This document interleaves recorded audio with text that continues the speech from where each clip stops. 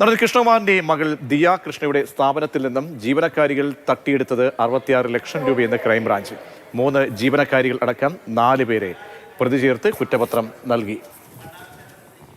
തട്ടിയെടുത്ത പണം കൊണ്ട് സ്വർണവും വാഹനങ്ങളും വാങ്ങിയെന്നും കുറ്റപത്രത്തിൽ പറയുന്നുണ്ട്. ജിബിൻ ജെബിയാണ് വാർത്തയുടെ വിവരങ്ങൾ നൽകാൻ ചേർന്നത്. ജിബിൻ, വലിയ വഴിത്തിരിവാണ് ഈ കേസിൽ. തുടക്കത്തിൽ ഈ നടന്റെ മകളെയും അടക്കം കുറ്റക്കാരാക്കി മാറ്റാനുള്ള ആസൂത്രിത നീക്കമാണ് ഈ പ്രതികളുടെ ഭാഗത്തു നിന്നും ഉണ്ടായത്. എങ്ങനെയായിരുന്നു തട്ടിപ്പിന്റെ പദ്ധതികൾ എന്നടക്കമാണ് ഇപ്പോൾ പോലീസ് പറയുന്നത്. ക്രൈംബ്രാഞ്ചിന്റെ കണ്ടെത്തലുകൾ എന്തൊക്കെ? പ്രജിത്ത്, ദിയ കൃഷ്ണയുടെ സ്ഥാപനത്തിൽ ഈ ജീവനക്കാർ ചേർന്ന് നടത്തിയത് വലിയൊരു സാമ്പത്തിക തട്ടിപ്പാണ് എന്ന് തെളിയിക്കുന്നതാണ് ക്രൈംബ്രാഞ്ച് ഇന്ന് സമർപ്പിച്ച കുറ്റപത്രം. കാരണം ആദ്യഘട്ടത്തിൽ ഈ ജീവനക്കാരാണ് ഇവർക്കെതിരെ ആരോപണം ഉന്നയിച്ചത്.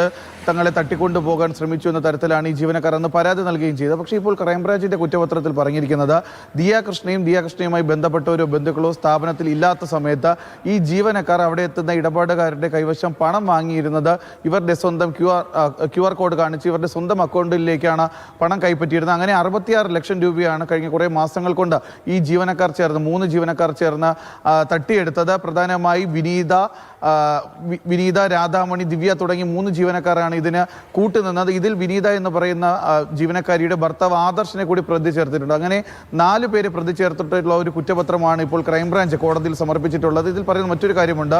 ഇവർ ഈ തട്ടിപ്പിലൂടെ തട്ടിയെടുത്ത 66 ലക്ഷം രൂപ വാഹനങ്ങൾ, ഇരുചക്ര വാഹനങ്ങൾ വാങ്ങുന്നതിന് വേണ്ടിയും സ്വർണ്ണാഭരണങ്ങൾ വാങ്ങുന്നതിന് വേണ്ടി വിനിയോഗിച്ചു.